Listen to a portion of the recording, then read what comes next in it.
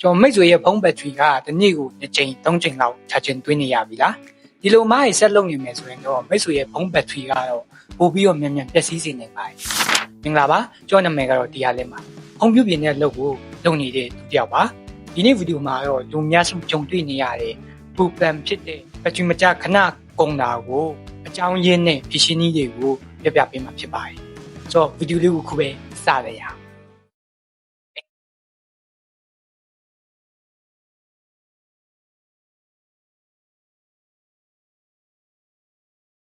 ပထမဆုံးအကြောင်းရင်းကတော့ background APP ပါ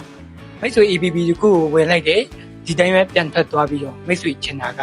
APP ကပိတ်သွားပြီပေါ့ဒါပေမဲ့ဒီရဲ့ APP ရဲ့နောက်ွယ်မှာဆက်ပြီးတော့ run နေတတ်ပါတယ်ဒီရဲ့ပြဿနာကိုဖြေရှင်းဖို့အတွက် setting တွေက background APP effect ကိုပိတ်ပါ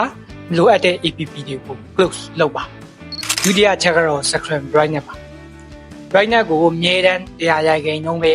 အမြဲထားနေမယ်ဆိုရင်ဖုန်းဘက်ထရီကတော့ပိုပြီးတော့မြန်မြန်ကုန်စီပါတယ်ဒီပြဿနာကိုဖြေရှင်းဖို့အတွက် auto brightness ကိုသုံးပါမလိုအပ်တဲ့ချိန်မှာ brightness ကို short ချပါကျွန်တော်တို့ဖုန်းသုံးတာကြာလာတာနဲ့အမျှဘက်ထရီရဲ့ capacity တွေကလည်းလျော့လာပါတယ်ဥပမာနဲ့ပြောရမယ်ဆိုရင်အရင်တုန်းက100%နှုန်းရှိနေပေမဲ့အခုချိန်မှာ80%နှုန်းပဲရှိရတာမျိုးပေါ့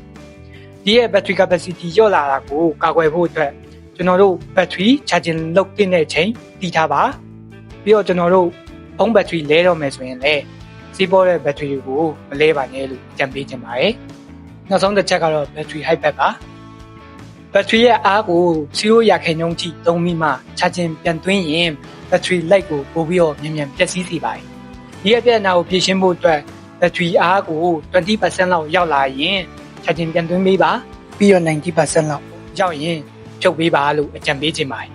ဒီအပေါ်ကပြောသွားတဲ့ချက်တွေကိုလိုက်နာကြည့်မယ်ဆိုရင်မိတ်ဆွေရဲ့ဖုန်းဘက်ထရီတက်တန်းကပို့ပြီးတော့တိတိတတ်တာပြောင်းလဲလာမယ်လို့ယုံကြည်ပါတယ်အတွေ့တစ်ခုရသွားမယ်ဆိုရင်အောက် comment မှာ yes လို့မှတ်လေးပါနောက်လာမယ့်ဗီဒီယိုမှာပြန်တွေ့ကြပါမယ်